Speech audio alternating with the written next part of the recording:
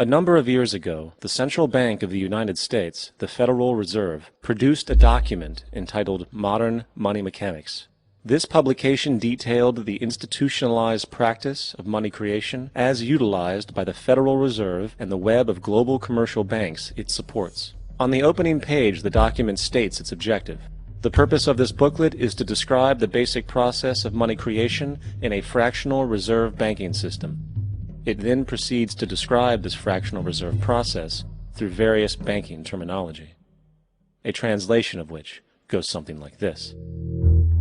The United States government decides it needs some money, so it calls up the Federal Reserve and requests, say, $10 billion. The Fed replies, saying, sure, we'll buy $10 billion in government bonds from you.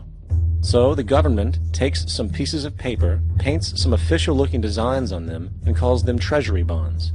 Then it puts a value on these bonds to the sum of $10 billion and sends them over to the Fed. In turn, the people at the Fed draw up a bunch of impressive pieces of paper themselves, only this time calling them Federal Reserve notes, also designating a value of $10 billion to the Fed. The Fed then takes these notes and trades them for the bonds. Once this exchange is complete, the government then takes the $10 billion in Federal Reserve notes and deposits it into a bank account. And upon this deposit, the paper notes officially become legal tender money, adding $10 billion to the U.S. money supply. And there it is. $10 billion in new money has been created. Of course, this example is a generalization, for, in reality, this transaction would occur electronically, with no paper used at all. In fact, only 3% of the U.S. money supply exists in physical currency. The other 97% essentially exists in computers alone. Now, government bonds are, by design, instruments of debt, and when the Fed purchases these bonds, with money it essentially created out of thin air, the government is actually promising to pay back that money to the Fed. In other words, the money was created out of debt. This mind-numbing paradox of how money or value can be created out of debt or a liability will become more clear as we further this exercise. So, the exchange has been made and now $10 billion sits in a commercial bank account. Here's where it gets really interesting. For as based on the fractional reserve practice, that $10 billion deposit instantly becomes part of the bank's reserves, just as all deposits do. And regarding reserve requirements, as stated in Modern Money Mechanics, a bank must maintain legally required reserves equal to a prescribed percentage of its deposits. It then quantifies this by stating, under current regulations, the reserve requirement against most transaction accounts is 10%.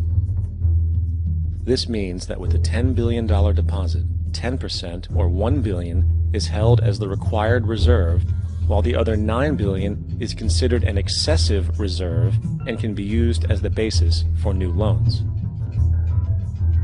Now, it is logical to assume that this $9 billion is literally coming out of the existing $10 billion deposit.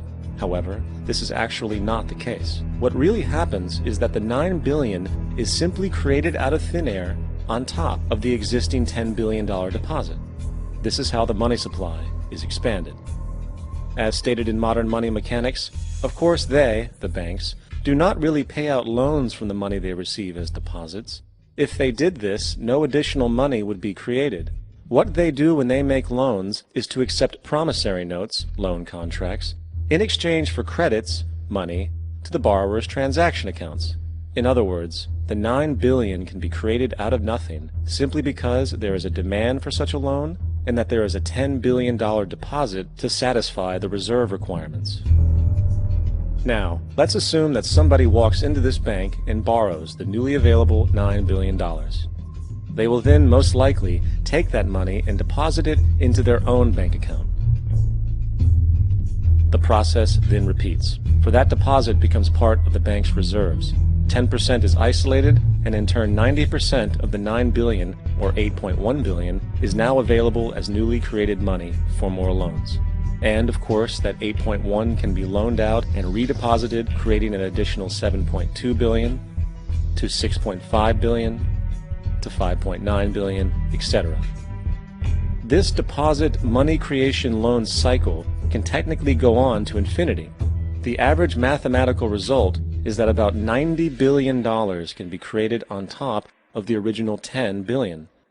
In other words, for every deposit that ever occurs in the banking system, about 9 times that amount can be created out of thin air. Money jitters? Ask the obliging Bank of America for a jar of soothing instant money, M-O-N-E-Y, in the form of a convenient personal loan. So, now that we understand how money is created by this fractional reserve banking system, a logical yet elusive question might come to mind. What is actually giving this newly created money value? The answer? The money that already exists. The new money essentially steals value from the existing money supply. For the total pool of money is being increased irrespective to demand for goods and services. And as supply and demand finds equilibrium, prices rise, diminishing the purchasing power of each individual dollar. This is generally referred to as inflation, and inflation is essentially a hidden tax on the public. What is the advice that you generally get? And that is, inflate the currency. They don't say debase the currency. They don't say devalue the currency. They don't say cheat the people who are saved. They say lower the interest rates. The real deception is when we distort the value of money. When we create money out of thin air, we have no savings, yet there's so-called capital. So my question boils down to this: how in the world can we expect to solve the problems of inflation, that is, the increase in the supply of money, with more inflation? Of course, it can't. The fractional reserve system of monetary expansion is inherently inflationary. For the act of expanding the money supply, without there being a proportional expansion of goods and services in the economy, will always debase a currency. In fact, a quick glance at the historical values of the US dollar versus the money supply reflects this point definitively, for the inverse relationship is obvious. $1 in 1913 required $21.60 in 2007 to match value. That is a 96% devaluation since the Federal Reserve came into existence. Now, if this reality of inherent and perpetual inflation seems absurd and economically self-defeating, hold that thought, for absurdity is an understatement in regard to how our financial system really operates. For in our financial system, money is debt. And debt is money. Here is a chart of the U.S. money supply from 1950 to 2006. Here is a chart of the U.S. national debt for the same period. How interesting it is that the trends are virtually the same. For the more money there is, the more debt there is. The more debt there is, the more money there is. To put it a different way, every single dollar in your wallet is owed to somebody by somebody. For remember, the only way the money can come into existence is from loans. Therefore, if everyone in the country were able to pay off all debts, including the government, there would not be $1 in circulation.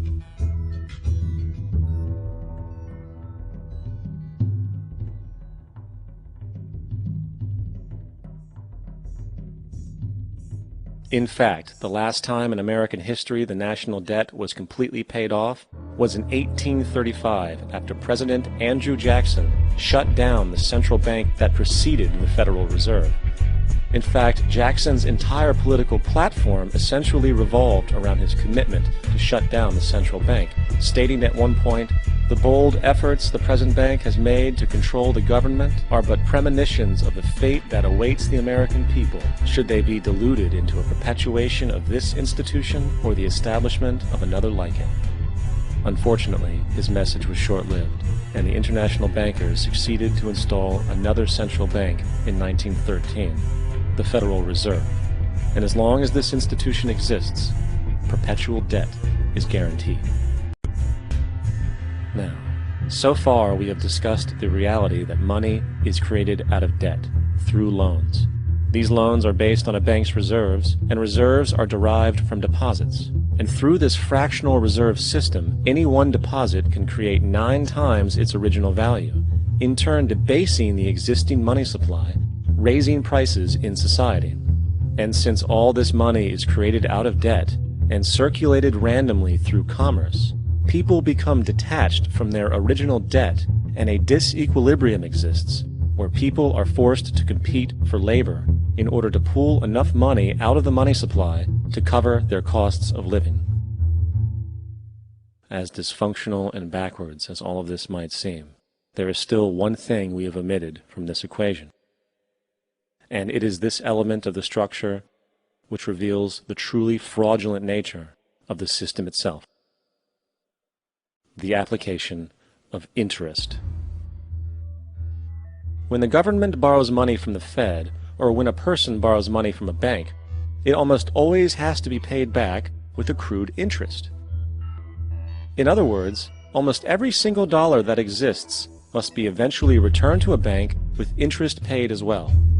But if all money is borrowed from the central bank and is expanded by commercial banks through loans, only what would be referred to as the principal is being created in the money supply. So then, where is the money to cover all of the interest that is charged? Nowhere. It doesn't exist. The ramifications of this are staggering, for the amount of money owed back to the banks will always exceed the amount of money that is available in circulation. This is why inflation is a constant in the economy, for new money is always needed to help cover the perpetual deficit built into the system, caused by the need to pay the interest. What this also means is that mathematically, defaults and bankruptcy are literally built into the system, and there will always be poor pockets of society that get the short end of the stick.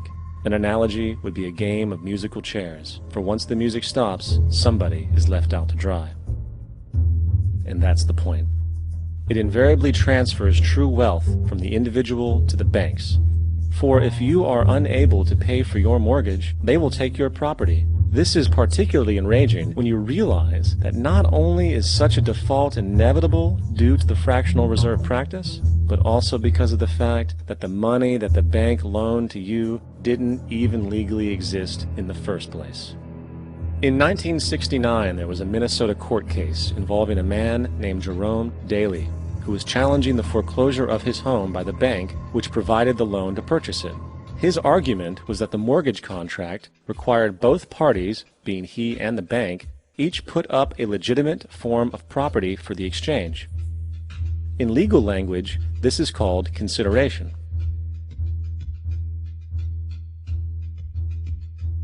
Mr. Daly explained that the money was, in fact, not the property of the bank, for it was created out of nothing as soon as the loan agreement was signed.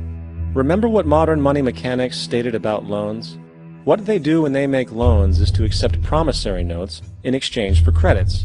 Reserves are unchanged by the loan transactions, but deposit credits constitute new additions to the total deposits of the banking system. In other words, the money doesn't come out of their existing assets. The bank is simply inventing it, putting up nothing of its own, except for a theoretical liability on paper. As the court case progressed, the bank's president, Mr. Morgan, took the stand, and in the judge's personal memorandum, he recalled that the plaintiff, bank's president, admitted that, in combination with the Federal Reserve Bank, did create the money and credit upon its books by bookkeeping entry. The money and credit first came into existence when they created it. Mr. Morgan admitted that no United States law or statute existed which gave him the right to do this. A lawful consideration must exist and be tendered to support the note. The jury found that there was no lawful consideration, and I agree. He also poetically added, "Only God can create something of value out of nothing." And upon this revelation, the court rejected the bank's claim for foreclosure, and Daly kept his home. The implications of this court decision are immense. For every time you borrow money from a bank, whether it is a mortgage loan or a credit card charge, the money given to you is not only counterfeit, it is an illegitimate form of consideration, and hence voids the contract to repay, for the bank never had the money as property to begin with. Unfortunately, such legal realizations are suppressed and ignored, and the game of perpetual wealth transfer and perpetual debt continues. And this brings us to the ultimate question: why? During the American Civil War, President Lincoln bypassed the high-interest loans offered by the European banks and decided to do what the Founding Fathers advocated, which was to create an independent and inherently debt-free currency. It was called the greenback. Shortly after this measure was taken, an internal document circulated between private British and American banking interests stated, "Slavery is but the owning of labor, and carries with it the care of laborers, while the European plan is that capital shall control labor by controlling wages. This can be done by controlling the money. It will not do to allow the greenback, as we cannot control that." The fractional reserve policy perpetrated by the Federal Reserve, which has spread in practice to the great majority of banks in the world, is, in fact, a system of modern slavery. Think about it. Money is created out of debt. And what do people do when they are in debt? They submit to employment to pay it off. But if money can only be created out of loans, how can society ever be debt-free? It can't. And that's the point. And it is the fear of losing assets coupled with the struggle to keep up with the perpetual debt and inflation inherent in the system, compounded by the inescapable scarcity within the money supply itself, created by the interest that can never be repaid, that keeps the wage slave in line, running on the hamster wheel with millions of others, in effect powering an empire that truly benefits only the elite at the top of the pyramid.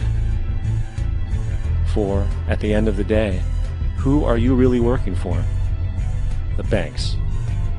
Money is created in a bank and invariably ends up in a bank. They are the true masters, along with the corporations and governments they support. Physical slavery requires people to be housed and fed. Economic slavery requires people to feed and house themselves. It is one of the most ingenious scams for social manipulation ever created, and at its core, it is an invisible war against the population. Debt is the weapon used to conquer and enslave societies, and interest is its prime ammunition. And as the majority walks around oblivious to this reality, the banks, in collusion with governments and corporations, continue to perfect and expand their tactics of economic warfare, spawning new bases, such as the World Bank and International Monetary